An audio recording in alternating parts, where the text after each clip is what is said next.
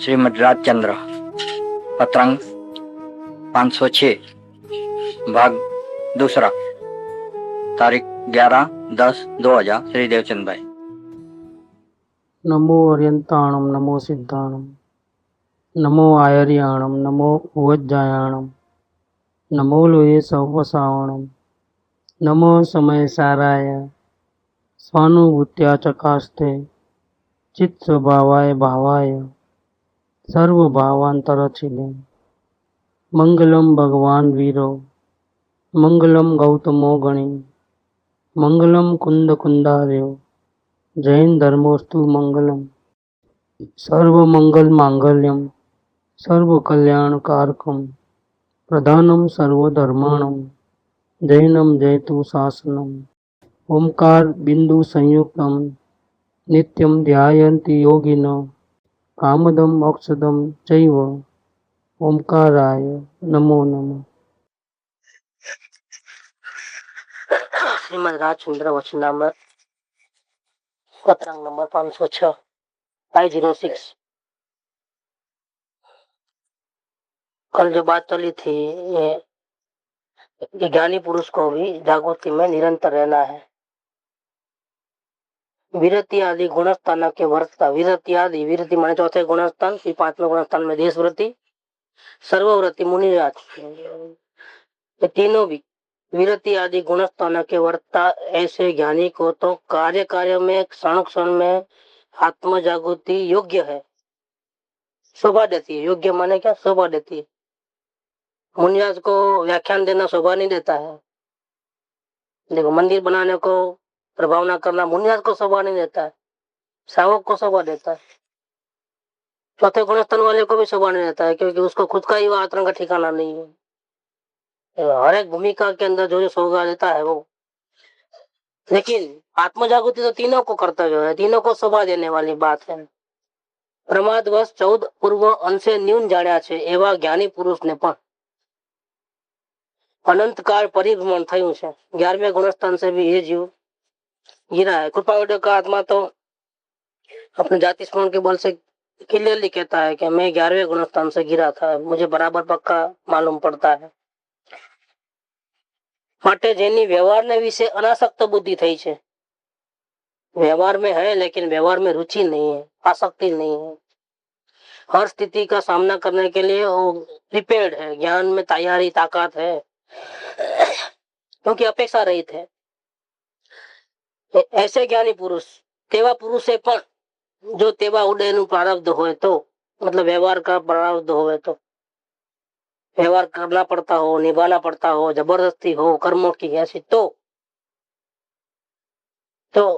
रुचि तो नहीं है और कर्म कराते, हम क्या करें, हमारी बिल्कुल रुचि नहीं, हम तो अभी चले जावे उठ के, ऐसे अंदर में भाव हो, जबरदस्ती से घसड़पट्टी करते करते मान मान व्यवहार करना पड़ता हो, इसमें कई गलतियां होते हो और फिर भी छूट नहीं सकते, छूटना चाहे तो भी। तो ऐसे ज्ञानी पुरुष को, जिसको व्यवहार में अनासक्त बुद्धि है, ऐसे पुरुषों को जबरदस्ती जब व्यवहार के कार्य करना पड़ता है, राजी खुशी से करने का तो कोई सवाल ही नहीं है, क्योंकि आसक्ति नहीं। तो प्लानिंग हो, संयोग की वृद्धि करना हो, भविष्य का कोई अज्ञात भय हो, ये सब ज्ञानी को नहीं होता है। ज्ञानी को भय का 7 प्रकार के भयों से दूर है वो। इस लोक का भय नहीं है, मरण का भय नहीं है, वेदना का भय नहीं है, एक्सीडेंट हो जाएगा तो बीमार पड़ जाऊंगा तो मेरा क्या होगा, ऐसा भय उनको नहीं होता है। इस लोक का भी नहीं, परलोक का भी नहीं, सुरक्षा का नहीं, और मेरे को मैं बाहर खुला हो जाऊंगा करके मेरे रह से पूरे खुल जाएंगे, ऐसा भय भी ज्ञानी को नहीं होता। 7 प्रकार के भय से मुक्त है। ज्ञानी को कोई प्लानिंग रहता ही नहीं, भविष्य का 1 सेकंड का प्लानिंग ज्ञानी को नहीं करता। करे तो ज्ञानी नहीं है, तो करता तो भाव हो गया, फिर तो ज्ञानी नहीं समझना। यहाँ ये कहते हैं कि माटे जेनी व्यवहार ने विषय अनासक्त बुद्धि थई छे एवा पुरुषे पण जो तेवा उडेनु प्रारब्ध होय, व्यवहार करना पड़ता हो, तो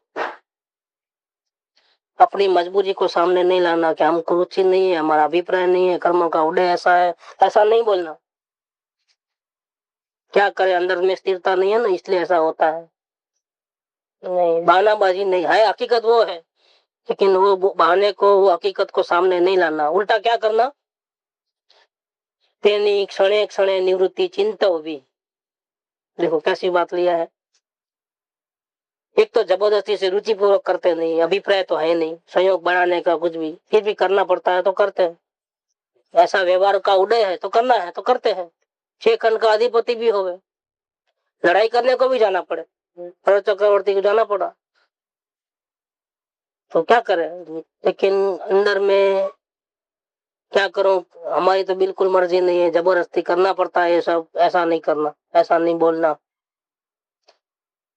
उनको ऐसा बोलना, ऐसा जाना कि मेरे कब ये छूटे, कब छूटे, कब छूटे, ऐसा होना चाहिए। क्षणे क्षणे निवृत्ति चिंता भी, भावना तो पा सकते हो ना छूटने का, मजबूरी तो है, लेकिन भावना कौन करेगा। सामने कर्मों का जोर ज्यादा है, हमारी मजबूरी है, अंदर स्थिरता नहीं है, बाहर में जुड़ना पड़ता है, लेकिन भावना, भावना तो हमारे हाथ में है ना, रिजल्ट आवे नहीं आवे बात की बात। भाई कैसा भी विद्यार्थी हो, कैसा भी 35 मार्क में ही पास हो जाऊं, ऐसा भावना करता है कि भले फेल हो जाऊं, ऐसा भावना करता है।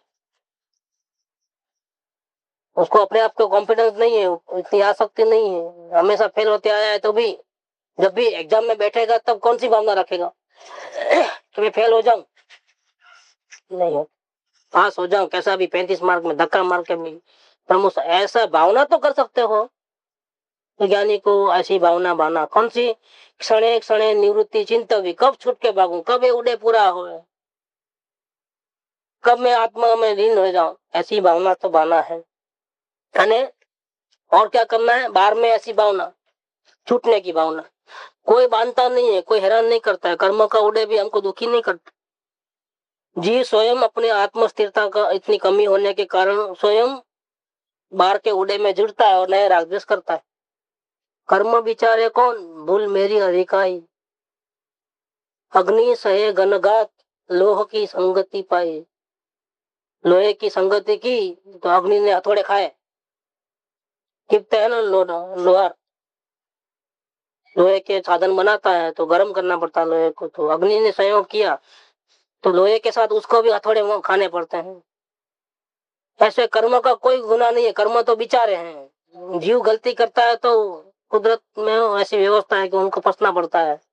शरीर को हमारे प्रदेश के आजू बाजू आकर के रहना पड़ता है, कार्बन शरीर। अगर जीव गलती नहीं करेगा तो बेचारे वो भी छूट जाएंगे, उनकी कोई गलती नहीं है, गलती हमारी गलतियों की है। तो क्या कहते हैं कि बाहर में तो उनसे छूटने की भावना, क्योंकि दोस्त तो अपना है, उनका नहीं है, तो उनसे निवृत्ति, दोष खत्म हो जाए, निवृत्ति होवे, हमेशा के लिए छुटकारा हो जाए, एक परमाणु मात्रा की भी स्पर्शता न हो, ऐसी भावना।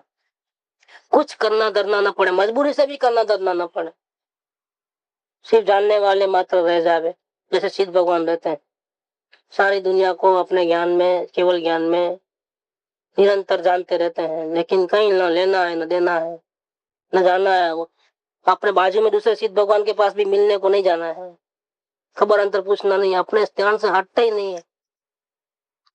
उनका 5वां दोष भी निकल गया, कौन सा, कंपन वाला, आत्मा प्रदेश का कंपन। 5 प्रकार के जीव दोष करता है, मिथ्यात्व सबसे बड़ा दोष। इसके बाद व्रत पचकाल नहीं होता है, कोई नियम नहीं, स्वच्छंद होता है, उसका नाम है अविरति। फिर अपने अंदर में स्थिरता नहीं बढ़ाने का पुरुषार्थ नहीं करता है, उसका नाम प्रमाद। चौथा कसा है, 4 प्रकार के, क्रोध मान माया लोभ के। और 5वां है योग, आत्म प्रदेश का कंपन। 13वें गुणस्थान में आर्यन भगवान को केवल ज्ञान होने पर भी योग नहीं मिटा है, योग अभी चालू है, आत्म प्रदेश का कंपन हो रहा है, क्योंकि अभी 4 आघाती कर्म बाकी है। लेकिन सिद्ध भगवान को तो कंपन भी नहीं है, हिलना डुलना ही नहीं है, एक भी प्रवृत्ति नहीं, सिवाय जानने के एक भी प्रवृत्ति नहीं। जैसे सिद्ध भगवान साधना करते हैं वैसे ही साधना हम करेंगे, तब आगे बढ़ेंगे। हमारा आदर्श कौन, हमको कैसे साधना करना है, मुनिराज जैसे कि सिद्ध भगवान जैसे। ऊंचा स्थान किसका है, हम नहीं पहुंच सकते वो नहीं, हमारा हमारा आदर्श तो वो रहेगा। फिर हम प्रयास करेंगे तो बीच में श्रावकपना भी आएगा और मुनिपना भी आएगा, लेकिन हमारा प्रयास कैसा रहना चाहिए। इसलिए आचार्य कुंकुन भगवान ने समय सार की प्रथम गाथा के अंदर सिद्ध भगवान की स्थापना की। मैं मेरे हित के लिए आपको आदर्श रखता हूँ। जैसा आपका स्वरूप है, स्वभाव तो मेरा भी ऐसा ही है। तो मैं स्वभाव में लीन रहूं और आपके ऐसा बनूं अवस्था में भी, ये मेरा टारगेट है। कोई नीचा टारगेट नहीं है आत्मार्थी को। अंतिम समय तक वो संतोष में आने वाला नहीं है और निरंतर पुरुषार्थ करना है।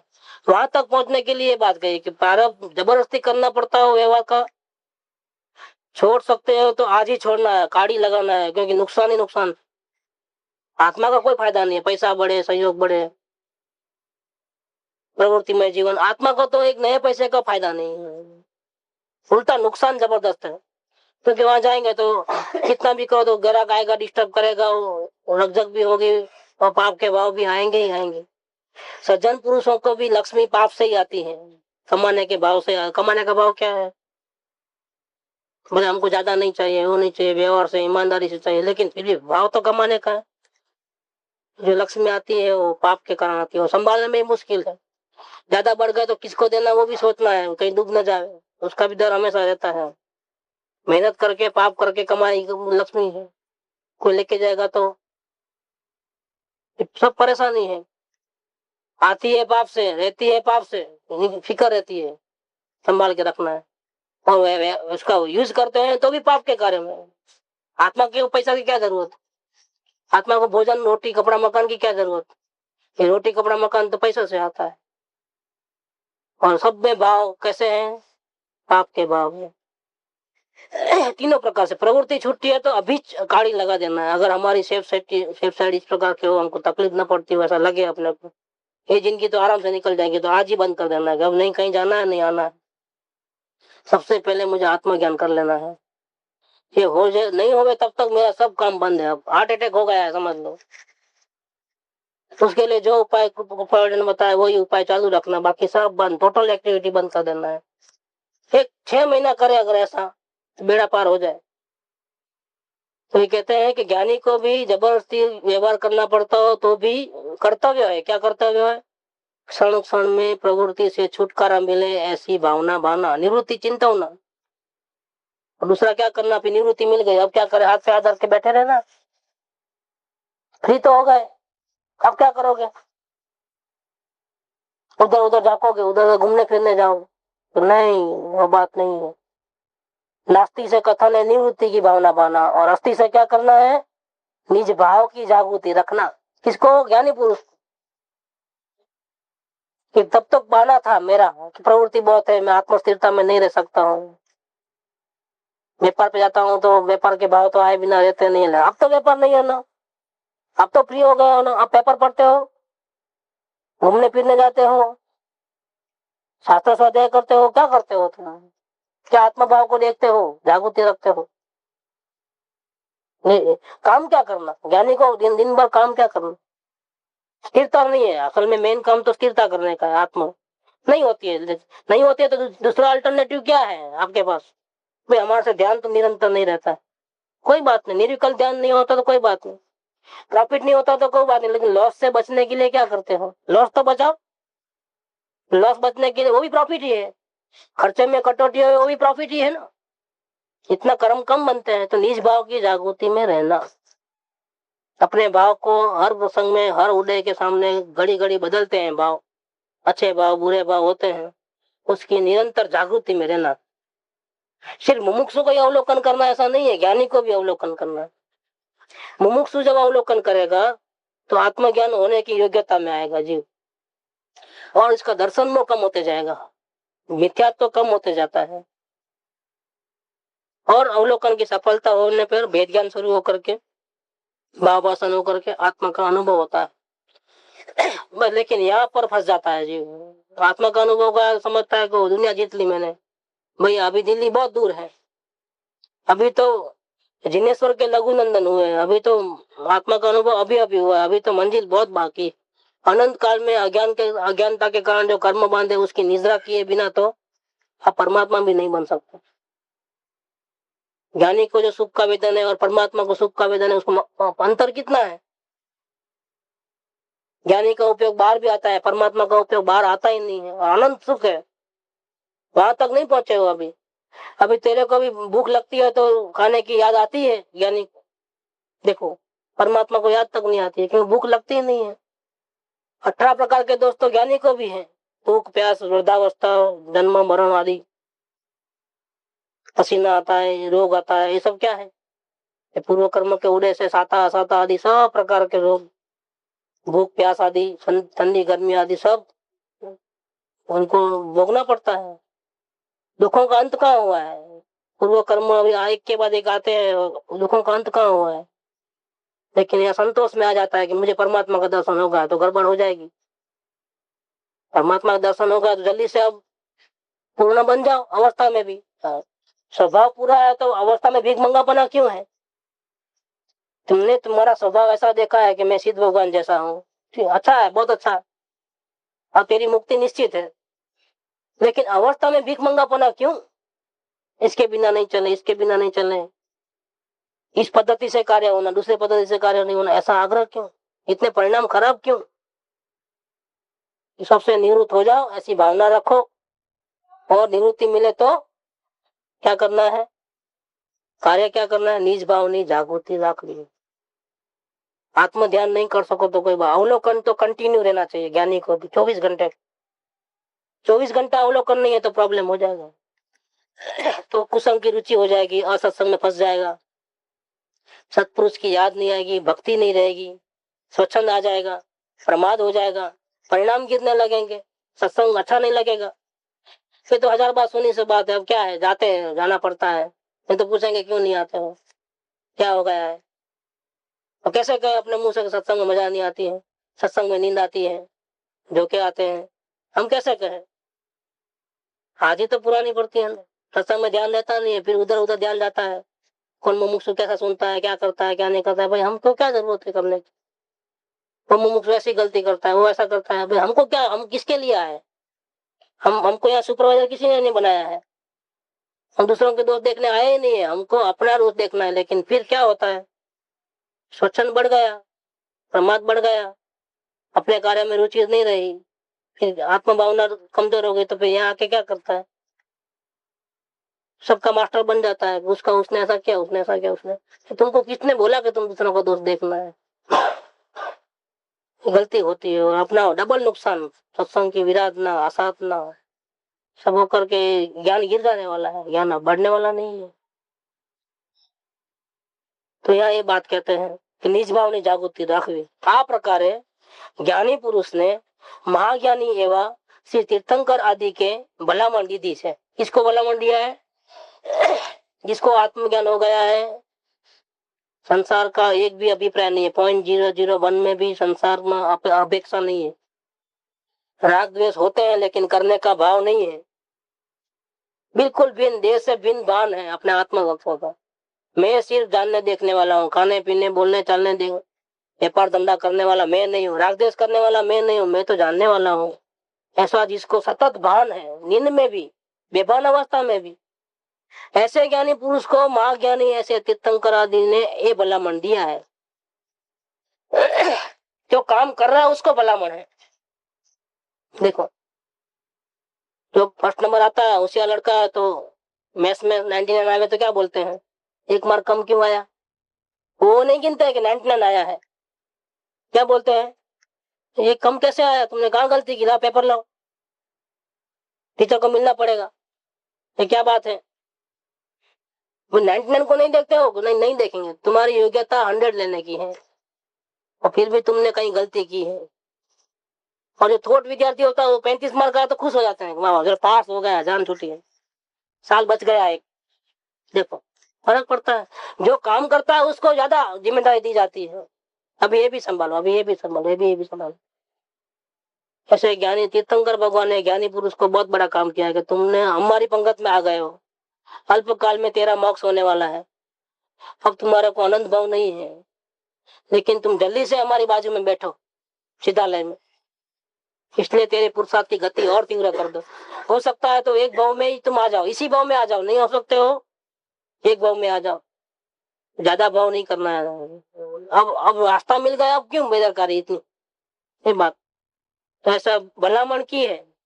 तो पछी तो ज्ञानी पुरुष को जो काम कर रहे हैं, मार्ग में चढ़ गए, रास्ता मिल गया है, परमात्मा का दर्शन हो गया है, उसको ऐसी शिक्षा है। तो जिसको मार्ग मिला नहीं है, मार्ग चाहते हैं मिले, ऐसा चाहते हैं मार्गानुसारी, जिसको मार्गानुसारी अवस्था पर हजू प्रवेश थयो નથી, मतलब आत्मकल्याण की 100% की भावना भी नहीं है। अभी आत्मकल्याण करना है, ये भी साथ में और भी कुछ काम करना है। 60-70% आत्मकल्याण की भावना है, 20-30% और भी रखा है बाहर कुछ करने का। मतलब क्या, मार्गानुसारी पुरुष भी नहीं है अभी। मार्गानु पुरुष को तो ऐसा है कि एक इशारा करो तो सीधा बैठ ही जावे, एक लेक्चर बस है। मार्गानुसारी पुरुष को एक ही लेक्चर बस है, एक वचन बस है, इशारे से समझता है वो, हीरा नहीं घोड़े के माफी। हम तो ऐसे नहीं है, हमारे को तो बहुत से प्रॉब्लम है। आत्मकल्याण भी करना है, संसार में भी कहीं घसर का नहीं आना चाहिए, मतलब मार्गानुसारी भी नहीं है। अगर ज्ञानी पुरुष को इतनी भलामण है तो जिसको मार्ग में आने की इतनी भावना भी नहीं है, ऐसे को क्या करना चाहिए, ये प्रश्न करते हैं यहाँ। तो પછી જેને માર્ગાનુસારી અવસ્થામાં પણ હજુ પ્રવેશ થયો નથી। ज्ञानी का तो मोक्ष मार्ग में प्रवेश हो चुका है, मुक्ति निश्चित है, लेकिन जिसको तो मोक्ष मिलेगा कि नहीं मिलेगा वो भी पता नहीं है, क्योंकि आत्मार्थीपना नहीं है। एवा जीव ने तो आ सर्व व्यवसाय थी, मन वचन कायानी सर्व प्रवृत्ति आदि व्याधि उपाधि, एनाथी विशेष विशेष निवृत्त भाव राखो। बड़ा काम भी करना है और छोटा काम भी करना है, और छोटे छोटे काम इतने आ जाते हैं कि उसमें जिंदगी बड़ा काम रह जाता है पीछे। दांत में दर्द है, बुखार आया है, सर्दी हुआ है और हार्ट अटैक हुआ है, तो दवा किसकी करेगा कि नहीं? पहले छोटा छोटा निपटा ले, बाद में निराश से बड़ा रोग तो जल्दी जाएगा नहीं ना, शांति से उसका उपाय करेंगे। ऐसा करते हो, कैसा करते हो? होलसेल में माल पहले लेते हो, रिटेल में देते हो? थोक बंद माल का रोलिंग का ज्यादा होता है, बड़े परसेंटेज कम, रोलिंग का ज्यादा होता है। कहाँ ध्यान देते हो? देखना है हमारी बुद्धि है तो हम उसका इस्तेमाल करें ना सही। बुद्धि है तो उसका दुरुपयोग करके संसार बढ़ाने में क्यों करते हो, कर्म के पोटले बांधने में क्यों करते हो? बुद्धि अगर दिया है, आप बुद्धिशाली हो, मनुष्य जन्म मिला है, मन मिला है, संज्ञा वाले प्राणी हो, मन संज्ञा वाले, विचार शक्ति है, विवेक शक्ति है, तो आत्म कल्याण ज्यादा होवे, अपने आत्मा को हित होवे, ऐसा कार्य करो ना। पूरी बुद्धिमानी यहाँ लगाओ ना, वहां तुम लगाते नहीं हो। एक बार 1% भी सुख प्राप्त करता सुख तले लेस ए लक्ष्य रहो, क्षण क्षण भयंकर भाव मरणे कहाँ हो राची रहो। लक्ष्मी अने अधिकार वत्ता शू वध्યું તે તો કહો, શું કુટુંબ કે પરિવાર થી વધવાપણું એ નય ગ્રહો। વધવાપણું સંસારનું, बुद्धिमानी पूरी इसमें लगाइए, परिग्रह बढ़े, नाम बढ़े, इज्जत बढ़े, ठाटमाट बढ़े। વધવાપણું સંસારનું નરદેહ ને हारी जाओ।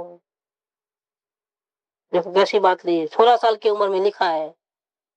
ऐसे कृपाल देव कहते हैं जिसको अभी तो आत्म भावना भी सही नहीं हुई है, उसको तो सर्व व्यवसाय से विशेष विशेष निवृत्ति भाव रखना है।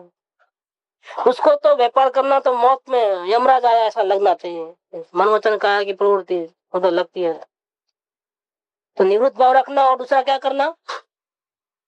करना, विचार जागृति रखना योग्य है।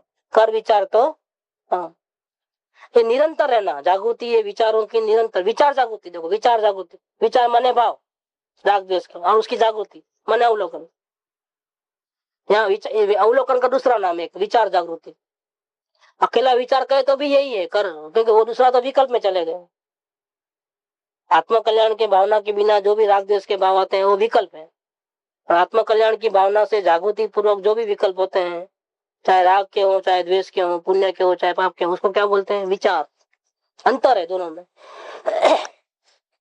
तो विचार जागृति રાખવી યોગ્ય છે, એવું જણાવવા જેવું પડતું નથી। સમજી જવું જોઈએ, જ્ઞાનીને આટલી માર પડે, આટલું વઢે છે, तो મને तो સંભાળીને ચાલવાનું છે, માં તો પગ 12 વાગી જશે। अगर मैं संभाल के नहीं चला तो निगोद है। ज्ञानी को अगर संभाल के नहीं चले तो भी सेफ्टी तो हो गई है। क्या इतना है कि जल्दी पुरुषार्थ नहीं करेगा तो थोड़ा देर से मोक्ष में होगा, इतना ही। लेकिन जिसको ज्ञान दशा नहीं आई है उसका तो यमराज आएगा, उठा के लेके जाएगा। ज्ञान दशा नहीं हुई है तो 12 लाख बच जाने वाले हैं। फिर 84 के चक्कर में ऐसा खो जाएगा कि जिसका कोई पता नहीं, आता पता ही नहीं मिले। रोज दुनिया में ऐसे कई जीव जाते हैं, आत्मज्ञान के बिना मरते हैं ना। छोटी उम्र के ही मरते हैं कि नहीं मरते? तो नहीं, सब हमारे से ऊंची उम्र वाले मरते हैं।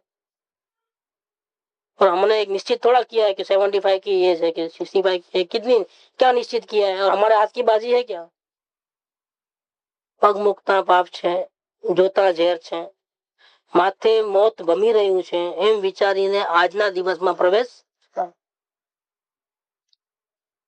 पुष्पमाला का सबसे पहला उन्होंने वचन लिखा है, नाती व्रती कमी गई,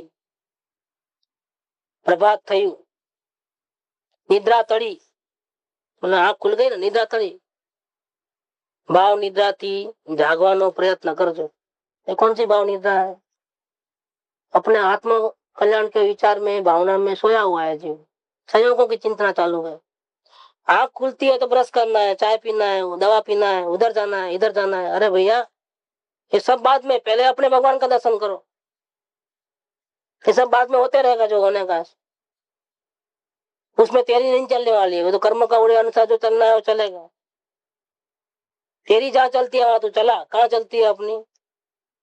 अपने भगवान के दर्शन करने के लिए स्वतंत्र है, जागृति रखने के लिए हम स्वतंत्र है, किसी कर्मों की नहीं चलती है। अनंत काल के अनंत कर्म है, लेकिन अगर जीव तैयार हो जाए कि मुझे बचना है, छूटना है, तो अनंत काल के बांधे हुए कर्मों सारी दुनिया मिलकर के अभी इसको रोक नहीं सकती। वहां अपनी चलती है, आत्मा की वहां चलती है, बाहर में नहीं चलती है, एक अंश मात्र भी नहीं है।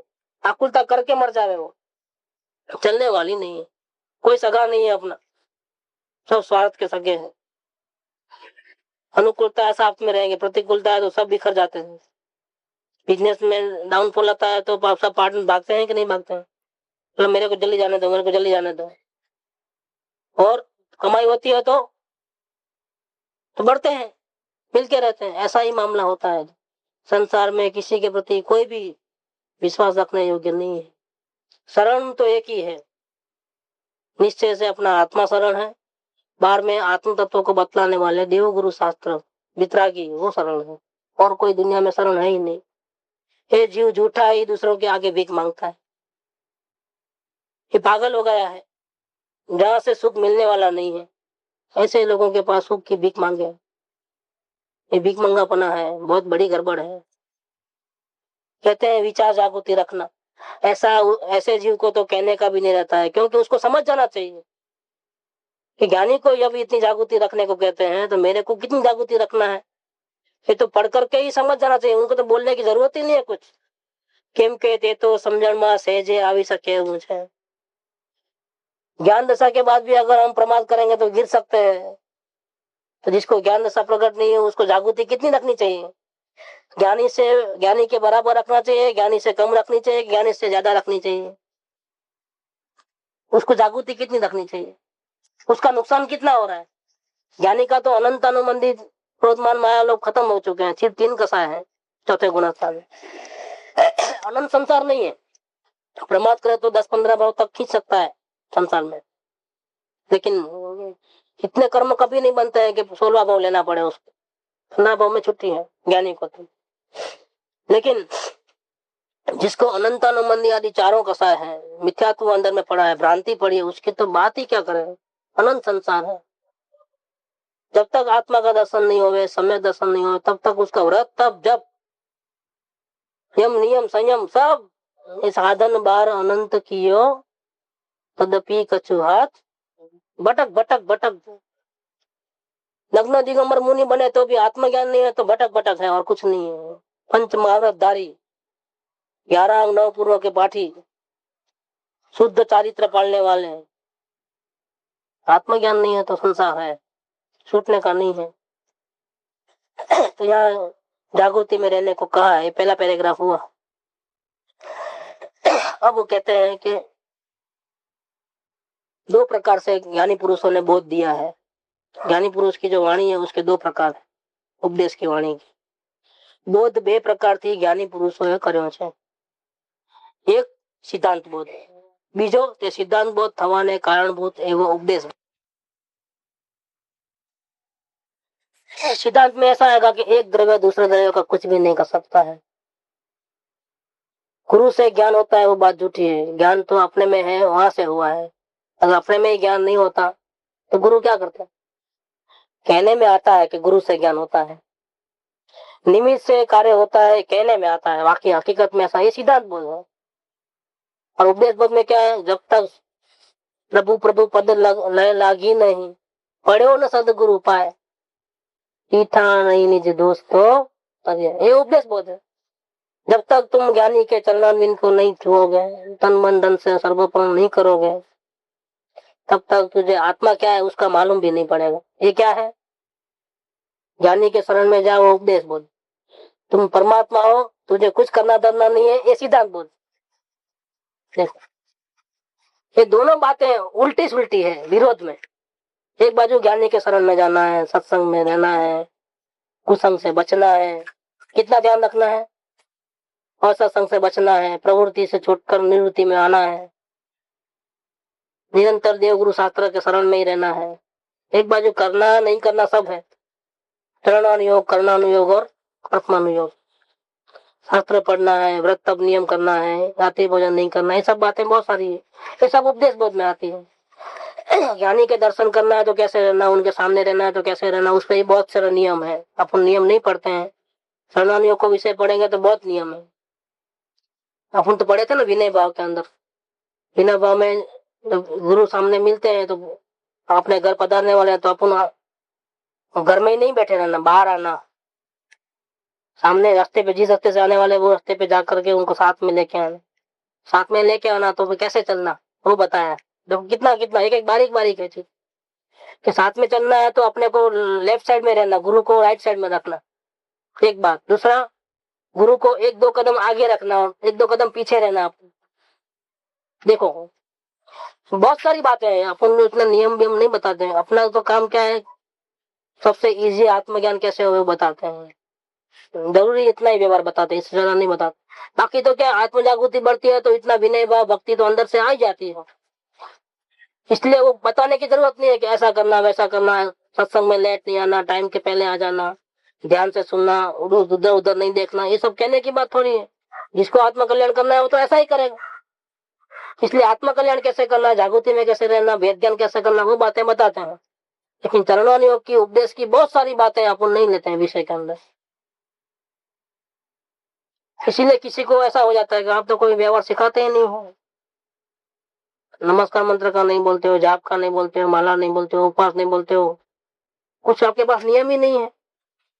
आपको कम से कम बोलना तो चाहिए ना, वो महाराज साहब को मिलने गए तो बोले आपको कम से कम बोलना तो चाहिए कि आप ऐसा व्यवहार रखो, ये करो, ऐसा नहीं करो करते।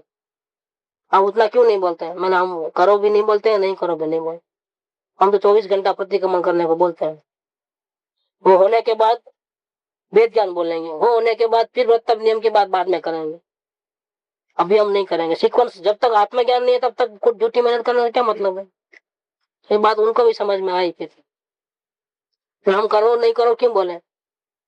इससे ऊंची बात है वो क्यों नहीं करे? हम आनंद काल से करता आया है सब, तो पाया तो कुछ नहीं। तो हमारी योग्यता भी नहीं, हमारे अधिकार भी नहीं है किसी को कुछ बोलने के। तो हमारे ठिकाने नहीं होते हैं व्यवहार के, तो फिर हम दूसरों को क्या बोले?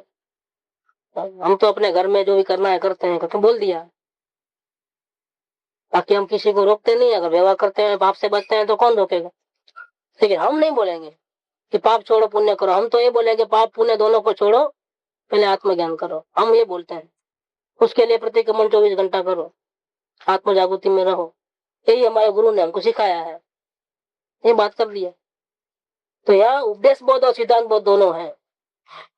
उपदेश बोध में ऐसा करो ऐसा नहीं करो, ये बात आती है। सिद्धांत बोध में करना धरना कुछ रहता ही नहीं है। तू परमात्मा हो, तेरा बाल भी बांका होने वाला नहीं है। अनंत काल तक बढ़ के तो भी आत्मा में, स्वभाव में एक अंश मात्र भी गुण कम होने वाला नहीं है। स्वभाव पहले से ही परिपूर्ण परमात्मा स्वरूप है, उसका भान नहीं है तो भटकता है, बाकी है तो वो परमेश्वर। ये बात सिद्धांत बोध में आई।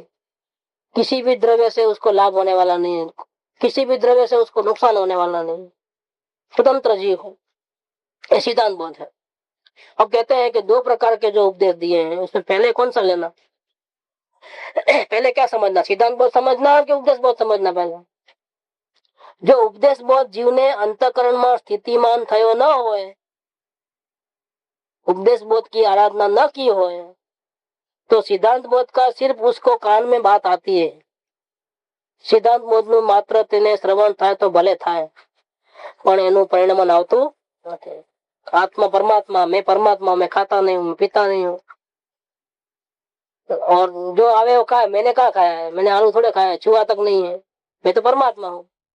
मैंने आलू खाया खाया ही नहीं, आपको लगता है, बाकी तो मैं तो छुआ भी नहीं हूँ। तो आलू खाने का भाव किसने किया? वो भाव मैंने थोड़े किया, मैं तो जानने मात्र हूँ, गायक हूँ। मैंने आलू को भी जाना, वो खा रहे पेट में जा रहे उसको भी जाना, ऐसे गलत भाव आए उसको भी जाना, मैं तो जानने मात्र परमात्मा हूँ। ये चलता है क्या? ये पोपा भाई का राज है क्या? ऐसा बोलने से कर्म भाग जाएंगे? नहीं आएंगे, बांधेंगे नहीं। कि मुझे एक्सीडेंट करने का भाव नहीं था, बीच में आया तो फिर भी मैंने स्पीड कम नहीं की तो लग गया, हम क्या करें? मैं तो आत्मा, जानने देखने मात्र रह गए, वो बीच में आ रहा है, आने दो, पुलिस नहीं पकड़ेगी। कर्म किसी को छोड़ने वाला नहीं है। इस उसको क्या नहीं बोलते हैं, इसको क्या बोलते हैं? तो अपना आता है ना, आत्म सिद्धि में आया है। शुष्क ज्ञानी और जड़, कोई क्रिया जड़ थी रहा। शुष्क ज्ञान में कोई सिद्धांत का ज्ञान है, बड़े बड़े ज्ञान है, मैं परमात्मा हूँ, शरीर से भिन्न हूँ, ऐसा से भिन्न हूँ, लेकिन परिणमन नहीं है। खाने में मजा आए, पीने में मजा आए, सब विषय भोग करने में मजा आए, उदासीनता नाम की चीज नहीं है। वो तो व्यवहार है, व्यवहार तो क्या करना है हमारा? इतने सारे नियम पे मन हम नहीं करते भाई, हम तो आत्मज्ञानी हैं, हम तो परमात्मा है, हम तो सब उल्टा उल्टा जो हो रहा है जानने वाले हैं। ऐसा कोई आत्मज्ञान नहीं होता है, बहुत ध्यान रखना पड़ता है। तो कोई क्रिया जड़ थी रहा, कोई क्रिया करने पड़े व्यवहार में, और कोई शुष्क शुष्क ज्ञान में, कोई माने मार्ग मोक्ष नो करुणा उपजे जो हम छूट जाएंगे, हमारा कल्याण हो जाएगा। भैया कल्याण ऐसा नहीं होता है। मुक्ति ज्ञान कथे अने अंतर छूट्यो न मोह, ते पामर प्राणी करे मात्र ज्ञानी नो द्रोह। बड़ी बड़ी बातें करना सीख गया सिद्धांत की, द्रव्यानियों की बातें करे, और लक्षण तो ऐसे हो कि निगोदगामी के हो, पूरे पाप के परिणाम। मुक्ति ज्ञान कथे अने अंतर छूट्यो न मोह, भ्रांति छूटी नहीं अंदर में, देह से बिना आत्मा का अनुभव नहीं है, सिर्फ बड़ी बड़ी बातें हैं। वो पामर प्राणी करे मात्र ज्ञानी नो द्रोह, डूबेगा बेचारा, वो अनंत संसारी है। ऐसे तो व्यवहार वाले तो अभी थोड़ा स्वर्ग में जाने के बाद जाएंगे निगोद में, धीरे धीरे। ये तो पहले जाएगा निगोद में, क्योंकि ज्ञानी की जबरदस्त विराधना कर दी इसने। ज्ञानी नहीं है और ज्ञानी मनाता है अपने आप, बहुत विराधना कर दी। अनंत ज्ञानी की विराधना, एक ज्ञानी की विराधना, वो अनंत ज्ञानी की विराधना। किसी भाव में छुटकारा नहीं हो, ऐसा महामोनी हो कर्म बांधता है। और ज्ञानी, एक ज्ञानी की आराधना तो सर्व ज्ञानी की आराधना होगी, जल्दी छूट जाता है फटाफट। इसलिए तो कहते हैं कि बीजू काई शोध में मात्र एक सत्पुरुष ने शोधी, एना चरण कमल में सर्व भाव अर्पण कर दे वर्त्यो जाओ, પછી મોક્ષ ન મળે तो मारी पास इतनी तो गारंटी देता है। अनंत काल के सर्व दोष एक ही 6 महीने के अंदर छूट करके, भ्रांति छूट करके आत्मज्ञान हो जाएगा, सेफ साइड हो जाएगी ज्ञानी के शरण में जाने से। 6 महीने के अंदर ही मैक्सिमम। वो भी अनंत काल में कर्म बांधा है, कितनी विराधना की, उसका क्या? भाई एक ज्ञानी की आराधना की ना, सर्व ज्ञानी की आराधना हो गई, जाओ यहाँ बैठे बैठे। इतना काम होता है, नुकसान भी इतना जबरदस्त है तो फायदा भी, अगर सही समझे तो फायदा भी बहुत जबरदस्त। तो जो उपदेश बोध जीवने अंतकरण में स्थितिमान थयो न होए, सत्संग करतो न होए, आत्मभावना वर्धमान न होए, 100% ની આત્મભાવના ન હોય, ભાવનામાં પણ હજી ખોટ હોય, આત્મકલ્યાણ કરવું છે 99%, लेकिन संसाરમાં 1% હજી रुचि હોય, सिद्धांत में उपदेश बोध अंदर में परिणमन नहीं हुआ है अभी, खाने पीने का विवेक न हो, बोलने चलने का विवेक नहीं हो, तो ऐसा जो उपदेश बोध विनय भक्ति नहीं आई है, व्यवहार में जैसा तैसा व्यवहार हो रहा है, मुंह से जो आदत है जो पुरानी, वो कसाय की तीव्रता जबरदस्त है। जरा भी ठीक नहीं हुआ, नौकर चाकर नहीं किया तो हाथ उठ जाता है, गालियां निकल जाती हैं। ये क्या है? यहाँ मोक्षगामी जीव के लक्षण तो नहीं है। ये खाए बिना नहीं चलेगा, वो खाए बिना नहीं चलेगा, इतनी आसक्ति पड़ी है अभी भी। क्या बक्स भी खा लेते हैं, जहाँ सूखा वासी कैसा भी खा लेते हैं, खाने पीने का भी जिसको विवेक नहीं है। ऐसे बहुत सी बातें हैं। जो उपदेश बोध जीवने अंतःकरण में स्थितिमान थयो न होए। अवलोकन अगर सही होता है तो खाने पीने से लेकर के 5 इंद्रियों के सभी विषयों में उदासीनता आ जाती है। ये ऑटोमेटिक आती है, करनी नहीं पड़ती है। करे कौन? व्यवहार, विनय, भक्ति, सत्संग की उपासना, आराधना, कुसंग से छूटना, ये अपने आप आ जाता है।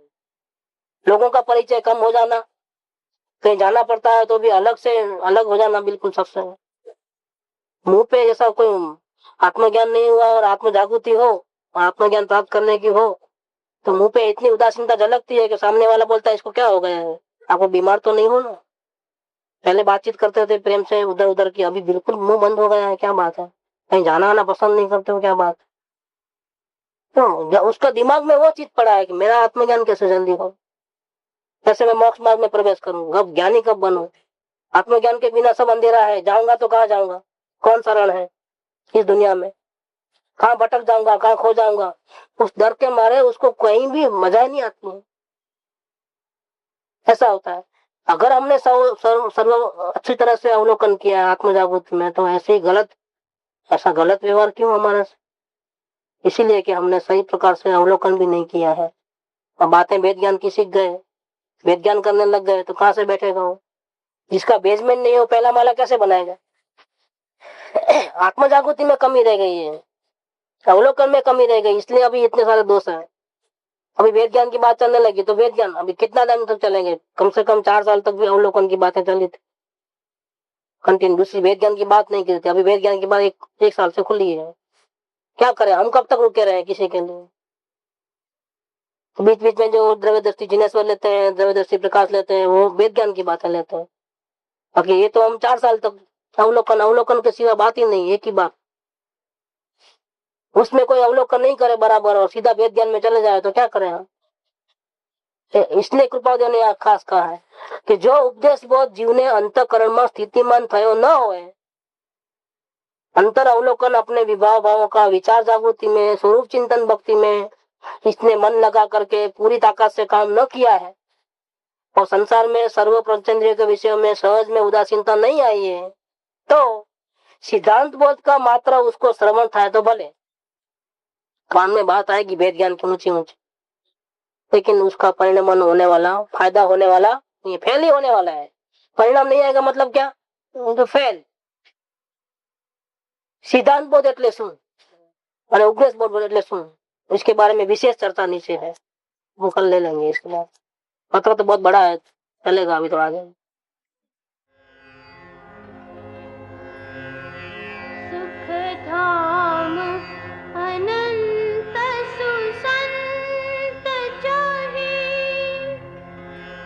दिन रात्र रहे तद ध्यान मही, पर शांति अनंत सुधा मय जे, प्रणमो पद ते